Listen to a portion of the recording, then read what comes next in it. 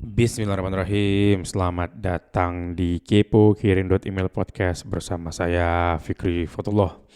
Kepo didukung oleh Kirim.email, layanan email marketing yang kami desain khusus untuk pebisnis di Indonesia dan memungkinkan Anda untuk ngobrol hati ke hati dengan pelanggan Anda, insya Allah. Jadi saya rekam ini di 1 Ramadan 1441 Hijriah ya. Jadi jika Anda dengerin dalam kondisi berpuasa, ya, selamat menjalankan ibadah di bulan Ramadan lah ya dari saya. Selalu menyenangkan ya. Oke, belakangan sejak pandemi ya, sejak pandemi COVID-19 ya. Sudah sebulan berarti ya, mungkin ya sudah sebulanan ya. Sisi positifnya adalah adanya yang saya sebut namanya demokratisasi pengetahuan, terutama bisnis yang spesifik ya di bisnis ya. Karena ya walaupun Pak Menteri, ya Mas Menteri, ya, Mas Menteri Pendidikan Nadiem Makarim itu sudah menyiarkan katanya sekolah melalui TVRI. Saya nggak tahu, di rumah saya tidak ada TV. Dan anak-anak sudah pada belajar dari rumah ya. Yaitu guru-gurunya sekarang sudah menggunakan smartphone untuk belajar. Ada satu kisah juga yang ada guru SD itu ngajar langsung ke rumah-rumah murid-muridnya satu-satu persatu karena banyak muridnya tidak punya smartphone. Itu luar biasa, Pak. Barakallah buat Bapak lah ya, semoga Allah memudahkan lah, amin. Nah, jadi demokratisasi pendidikan ini adalah ya orang yang tadinya tidak kedengeran lah ya, atau jarang kedengeran, atau kalau kita mau mendengar beliau ngomong itu harus mengeluarkan biaya yang tidak sedikit ya. Itu sekarang sudah men-share pengetahuannya bebas ke internet. Ya, live streaming sana sini kita lihat. Sekarang booming banget live streaming. Sekarang kalau Anda buka sosial media, itu kemungkinan besar ada aja yang lagi live gitu ya. Bahas apa aja, dari mulai bagaimana bisnis kuliner bisa bertahan, revolusi bisnis model sana sini. Ini contoh kasus mungkin yang saya simak sendiri live-nya kemarin adalah Pak Budi Isman ya.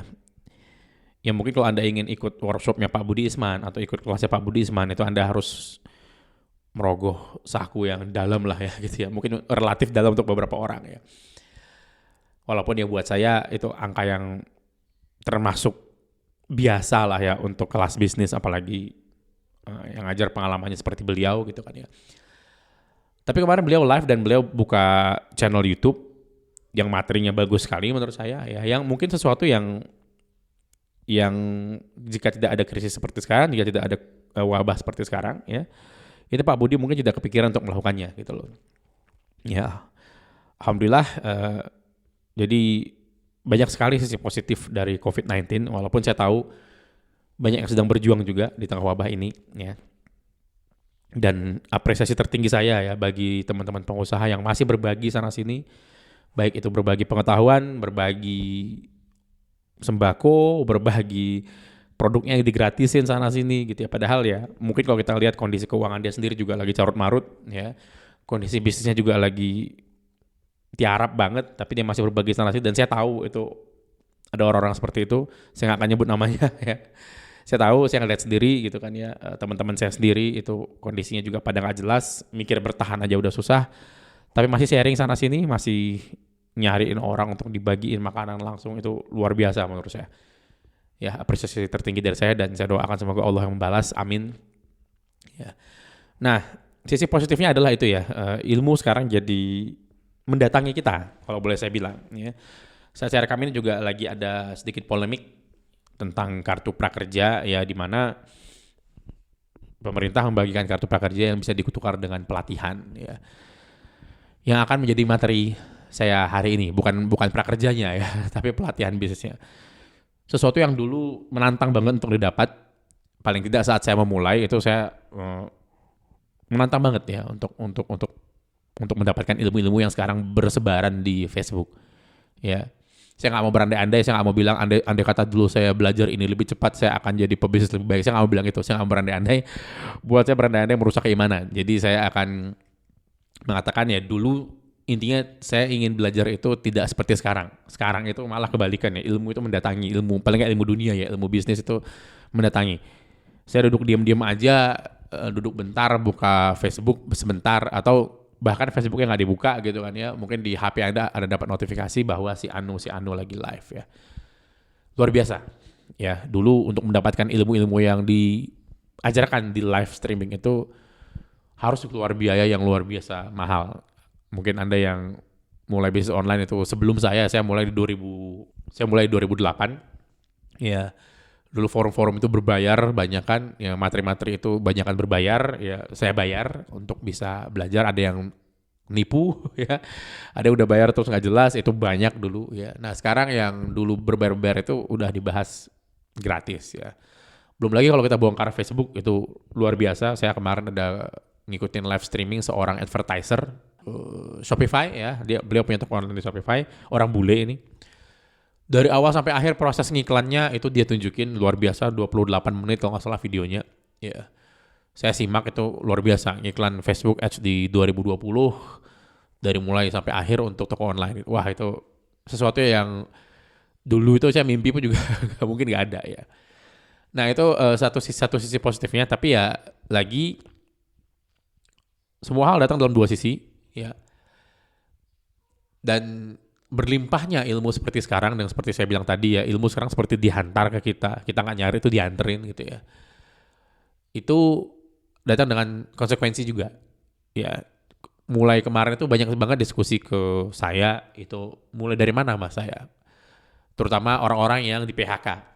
Ada beberapa partner-partner saya dulu ya, yang dulu partner sama saya perusahaannya, dia bekerja di sebuah perusahaan gitu kan, terus perusahaannya partneran sama kirim.email atau menggunakan kirim.email gitu kan ya, melalui dia gitu, dan kemudian dia dipecat, di PHK. Nah terus beberapa orang ini menghubungi saya, mas ada kerjaan nggak di kirim.email ya. Saya bilang saya nggak ngerekrut dulu sampai mungkin nantilah ya, habis lebaran atau nanti bagaimana lah gitu kan. Kita juga lagi mikir bertahan di sini.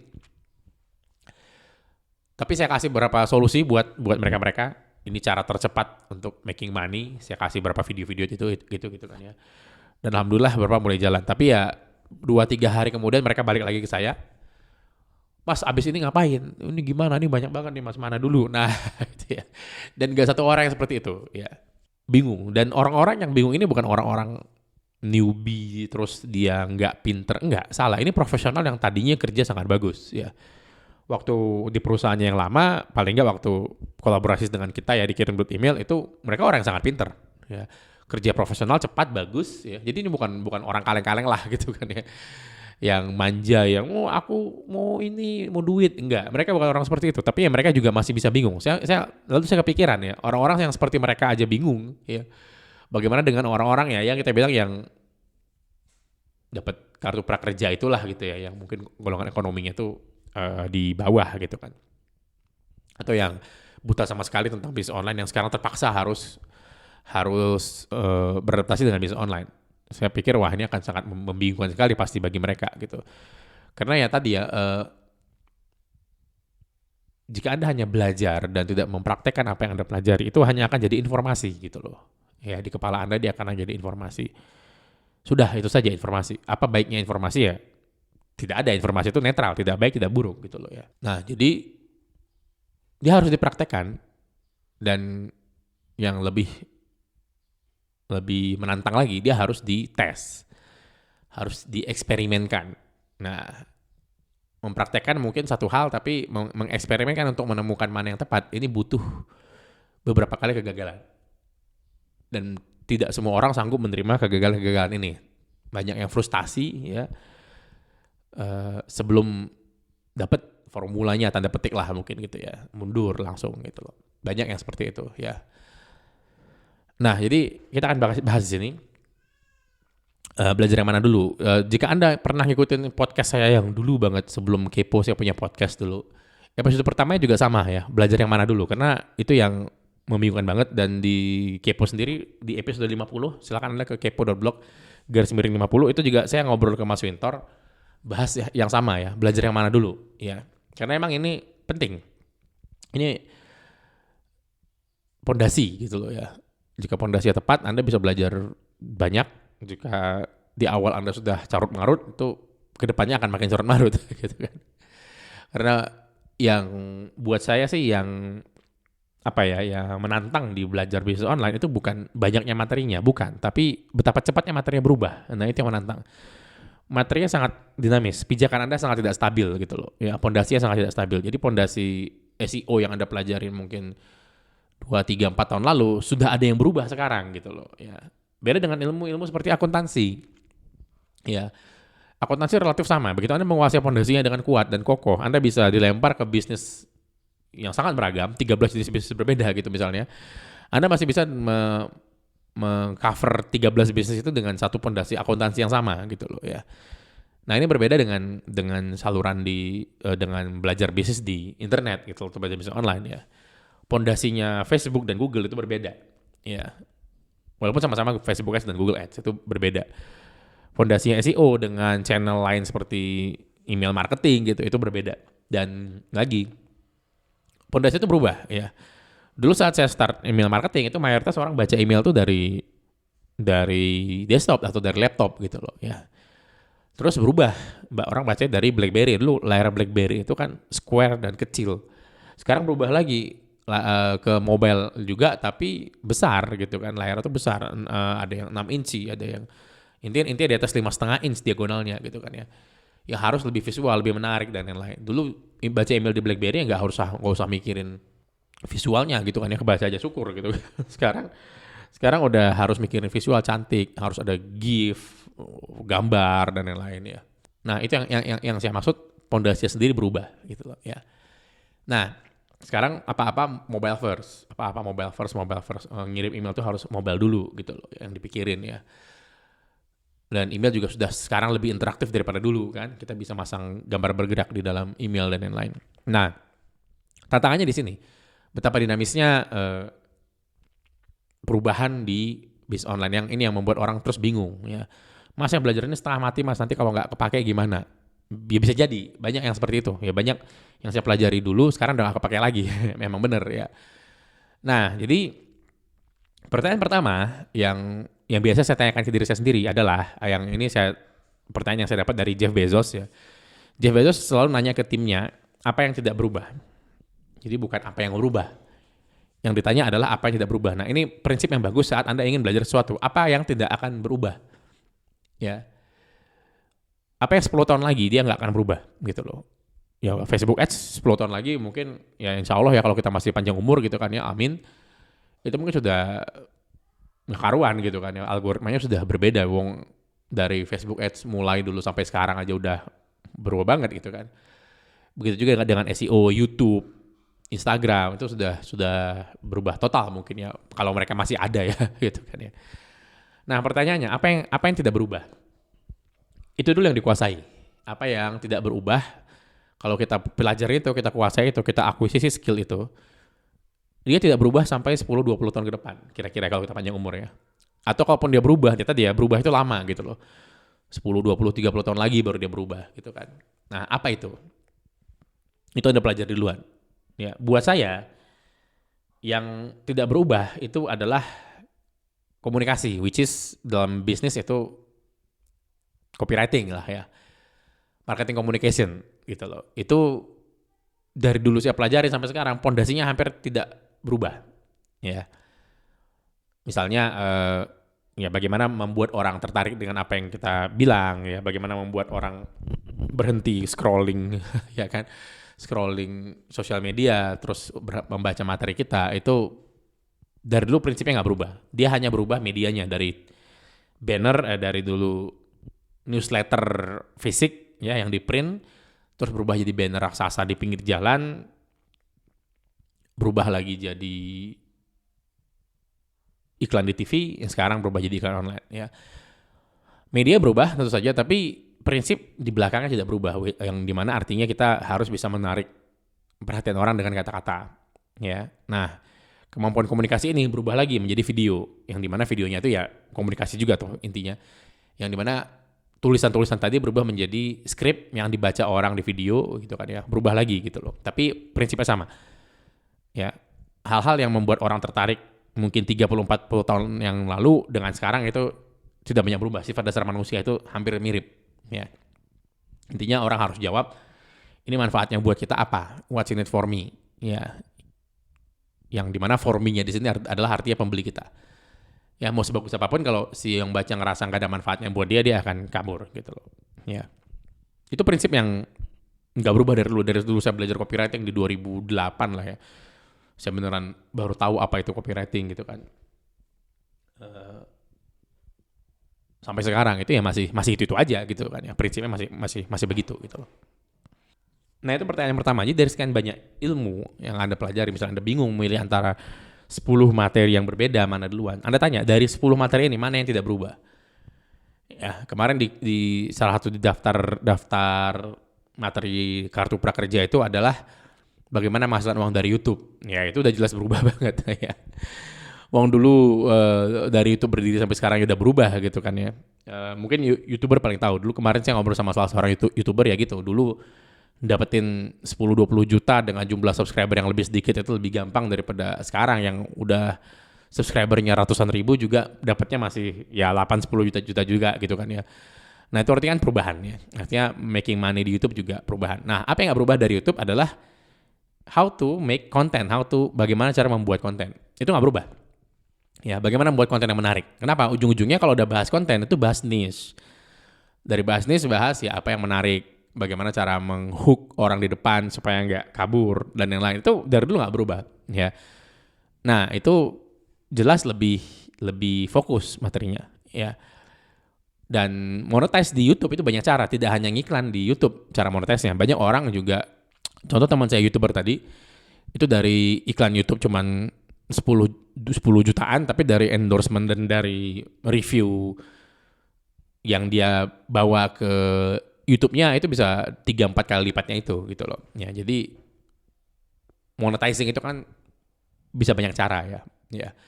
Tapi lagi prinsip membuat konten di YouTube itu tidak berubah ya. Video YouTube dari awal YouTube berdiri sampai sekarang itu ya temanya mirip-mirip gitu kan ya. Enggak ada yang terlalu melenceng bagaimana banget, enggak. Ya, tapi secara prinsip dia sama. Nah, bagus mulai dari situ gitu loh ya. Nah, setelah kita tanya apa yang enggak berubah, pertanyaan kedua, apa batas minimum yang harus kita pelajari? Nggak akan mungkin semua ya. Apa batas minimum yang harus kita pelajari untuk start menghasilkan dari sekarang? Itu pertanyaan kedua.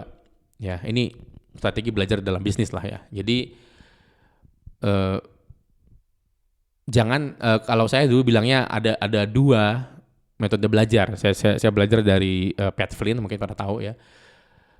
Pat Flynn pernah bilang belajarlah just in time, jangan just in case. Apa artinya? Just in case itu siapa tahu nanti butuh kita pelajari sekarang. Ya ada belajar misalnya cara investasi properti dengan cash gitu kan. Anda pelajari just in case nanti butuh ada cashnya. Ya kan? Anda pelajari itu caranya. Padahal cashnya belum ada gitu kan. Dia pelajari cara dulu, siapa tahu nanti butuh. Nah itu kurang tepat. Ya. Nah, sistem pendidikan di Indonesia itu kebanyakan just in case. Ya. Belajarin semuanya. Pelajari trigonometri, pelajari kimia, kompleks lah, pelajari fisika, relativitas fisika gitu kan, Einstein. Untuk apa gitu. Siapa tahu nanti butuh gitu kan. Padahal apakah butuh ya enggak gitu loh. Ya kan. Jadi belajarlah just in time. Di situ mentok, di situ baru belajar. Jadi belajari cukup sampai kita bisa kita praktekkan. Mentok, belajar lagi, menghasilkan lagi, praktek lagi, menghasilkan lagi, mentok lagi, belajar lagi, gitu terus ya. Itu cara kebanyakan pebisnis yang saya tahu itu belajar ya. Jadi bukan langsung jebret kita ikut kuliah bisnis terus kita mulai bisnis, enggak. Kita belajar secukupnya, belajar seadanya, misalnya Facebook Ads.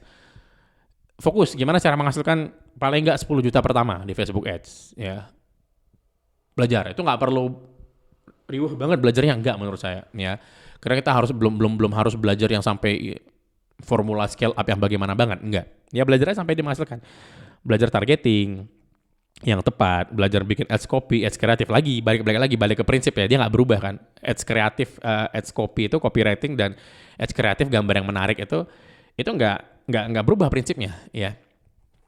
Terus mencari target pasar, niche lagi nggak berubah prinsipnya ya. Sudah kita terapkan ke Facebook. menghasilkan 1 juta, 2 juta, 10 juta misalnya, fokus aja sampai ke 10 juta pertama misalnya kan. Setelah dapat baru belajar caranya scale up. Ya, mentok lagi kan, nggak naik-naik dari 10 juta misalnya, mentok, belajar scale up. Ya, belajar scale up, ada banyak metode scale up, pakai yang mana, scale up. Mentok lagi, nggak bisa misalnya lebih dari 100 juta, belajar lagi. Mentok lagi, nggak bisa lebih dari 200 juta, belajar lagi. Gitu caranya buat saya. Ya, jadi ini akan lebih efektif dan lebih efisien, nggak ngabisin banyak resource. Ya, tes menghasilkan atau mungkin nggak menghasilkan, misalnya Anda tes gagal ya sudah, waktunya mungkin belajar yang lain gitu loh ya. Jadi kita nggak habis waktu kita mendalami sesuatu yang nggak ada manfaatnya nanti gitu loh. Itu lagi ya, dia hanya menjadi informasi gitu loh. Inilah yang saya tekankan juga untuk orang yang belajar email marketing. Nggak usah muluk-muluk, enggak. Fokus aja rutin dapetin 1 subscriber sehari gitu loh ya. 1 orang yang mendaftarkan alamat emailnya ke Anda setiap hari selama 30 hari ya. Bisa sekarang cari caranya 2. Bagaimana caranya 2 tiap hari? Terus 3 terus 4 orang tiap hari. Terus 8 orang tiap hari. Gitu terus. Ya, sampai Anda bisa 300 setiap hari. Bisa 1000 setiap hari yang subscribe ya. Jadi perlahan-lahan ya. Dan belajar email marketing itu bukan belajar langsung automation canggih, enggak. Belajar aja bagaimana caranya konsisten nge-broadcast email setiap hari. Ya. Itu yang saya lakukan, saya nge-broadcast email di tahun 2016-2017 itu saya nge-broadcast 330 email dalam setahun. Ya kalau setahun itu 365 hari berarti saya ada absen sebulan lah gitu ya, sekitar sebulan lebih gitu. Dan ya itu merupakan cara paling menghasilkan dari email marketing yang saya tahu ya. Bukan dengan automation, bukan dengan aneh-aneh, enggak. Broadcast rutin tiap hari, titik. Ya. Enggak ada produknya, cari produknya broadcast. Dulu saya juga hanya menggunakan affiliate, ya saya cari orang punya produk, saya jadi affiliate-nya, saya broadcast tiap hari, selesai. Ya. Saya dapat 25 juta, 30 juta pertama, saya putar duitnya sana sini kan gitu kan ya. Udah, simple ya. Jadi enggak ada yang ribet, mentok dulu, belajar lagi, mentok lagi, belajar lagi, mentok lagi, belajar lagi gitu ya. Jadi yang pertama tadi ya cari yang sesuatu yang enggak bisa, yang enggak berubah sampai 10-20 tahun lagi dia berubah, karena itu udah pasti itu pondasi yang paling pondasi, core of the core gitu ya. Yang kedua adalah belajarlah just in time, jangan just in case. Jangan pelajari semua, jangan semua live streaming itu Anda tonton ya. Gitu Anda tonton, Anda tanya dua pertanyaan tadi. Yang pertama, apakah ini secara prinsip dia akan berubah atau enggak? Kalau dia udah jelas berubah, terlalu teknikal, tinggalkan dulu sementara ya. Yang kedua, apakah Anda butuh sekarang ilmunya? Ya. Butuh sekarang itu artinya apa? Yang dia bilang itu langsung Anda praktekin langsung setengah jam setelah webinar selesai gitu loh. Kalau enggak, jangan dipelajari. Ya. Oke, ada beberapa hal prinsipal seperti ya kayak kemarin Pak Sandiaga Uno ngomong, itu udah jelas nggak mungkin terlalu teknikal. Ya kalau yang nonton live streamingnya Pak Sandiaga Uno itu bahasnya itu global, bahasnya itu prinsip ya. Jadi bagaimana kondisi ekonomi begini, nah itu bagus ya.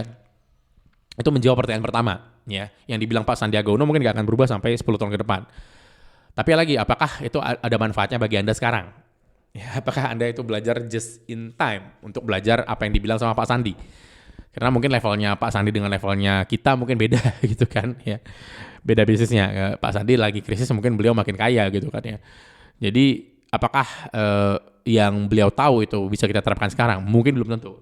Ya, jadi lagi nggak semua video dari sosok-sosok seperti Pak Sandi harus Anda ikutin gitu loh ya. Jadi cari yang nggak berubah, cari yang bisa Anda terapkan setengah jam setelah Anda nonton tuh Anda harus bisa praktekin, atau ya sambil nonton sambil praktek gitu loh ya. Lebih bagus lagi gitu loh ya. Itu mungkin 2 pertanyaan saya untuk memulai ya. Karena lagi dari informasi, karena apapun yang Anda terima webinarnya, live-nya itu hanya akan jadi informasi kalau nggak Anda praktekin, dan dari informasi sampai dia menghasilkan itu gesekannya banyak, friksinya banyak saya bilangnya. Jadi setelah Anda tahu, Anda harus praktek. Setelah Anda praktek, Anda harus eksperimen mana yang terbaik. Nah itu friksinya banyak tuh ya. Gagal dan dalam bisnis beberapa kegagalan itu artinya duitnya habis ya. Dia akan menghabiskan uang. Itu makanya orang banyak takut berbisnis. Karena setiap kegagalan itu adalah uang keluar gitu kan ya. Jadi pikirkan, pertimbangkan. Ya, coba pertimbangkan, pikirkan, dan jangan semua kelimpahan informasi ini itu hanya akan jadi informasi. Ya. Simpen, download, nanti mungkin saat Anda butuhkan baru Anda pelajari. Nah, itu boleh ya. Istilahnya nge-bookmark ya. Nge-bookmark, ngenandain gitu loh. Boleh Anda tandain, Anda save videonya, tapi jangan langsung ditonton, pelajarin enggak ya. Simpen aja. Kalau Anda ngerasa ini sekitar ini kan Anda udah deket nih, misalnya Anda udah deket ke target Anda, misalnya target Anda misalnya ya say 1M lah gitu ya. Anda udah deket ke 1M, terus Anda kayaknya nih lewat 1M nih aku butuh nih videonya. Nah, ini udah deket nih kan, udah lewat 1M nih butuh videonya, maka Anda simpen. Jangan terlalu jauh juga gitu kan ya. Kira-kira gitu. Itu mungkin dari saya 2 pertanyaan aja ya. Coba Anda jawab. 2 pertanyaan ini akan memfilter semua materi yang Anda pelajari di internet. Apakah dia secara pondasi dia berubah atau enggak? Atau apakah Anda butuh sekarang atau enggak? Ya. Jika Anda sekarang udah di level tidak lagi pemula, Anda sudah belajar ya, Anda udah nggak perlu menjawab 2 pertanyaan ini. Ya, ini ditujukan untuk yang baru mulai ya. Jadi mulai dari mana? Itu pertanyaannya. Ya. Saya pribadi sih, tapi pribadi masih sering menanyakan ini ya. Ya, jika kemarin Anda mau ikut workshop, ya, saya tanya sama diri saya sendiri apakah ini masih kepake 10 tahun lagi dari sekarang? Kalau jawabannya ya, saya akan ikut. Ya. Dan itu alasan saya juga menekankan orang untuk menggunakan email marketing ya. Yang bilang, "Oh, email masih berfungsi nggak sekarang? Orang masih baca email nggak sekarang?" Ya justru sekarang email baru mulai. Jika Anda ngelihat tren ya, itu tren email newsletter tuh baru mulai ya. Di Indonesia baru mulai, di Amerika baru mulai lagi. Kenapa? Karena orang jenuh dengan informasi yang ada di luaran, akhirnya mereka memilih orang untuk memilihkan informasi terbaik buat mereka dan dikirimkan melalui email. Makanya email newsletter sekarang mulai naik lagi. Ya. Jadi email kemungkinan besar tidak akan berubah sampai 5 tahun, 10 tahun ke depan. Jadi jika Anda belum mengumpulkan alamat email pembeli Anda, mulai kumpulkan. Ya. Saya agak susah ngomong email, kenapa? Karena kalau semua hal yang saya bilang tentang email, jadinya udah jualan gitu. Jadi di luar juga begitu, orang nanya, saya jawab email, udah pasti orang bilang, wah ini Mas Fikri jualan gitu. Padahal emang itu faktanya begitu gitu loh ya. Jika Anda mau coba, silakan kirim email, gunakan kode kupon kepo, itu 10% diskon untuk semua paket kirim email. Itu alamat website, silakan buka kirim titik email, buka browser Anda, tulis kirim titik email, kirim email, gunakan kode kupon kepo untuk dapat 10%. Jadi Anda bisa langsung menggunakan kirim email sekarang. Ya, jika Anda ingin dengar seluruh episode kepo, silakan ke kepo.blog, daftarkan email Anda, kita akan kasih Anda petunjuk, kita akan kirimkan Anda petunjuk bagaimana Anda bisa mendengarkan seluruh episode kepo dari smartphone Anda. Saya Fikri Fatullah, pamit. Terima kasih. Assalamualaikum warahmatullahi wabarakatuh.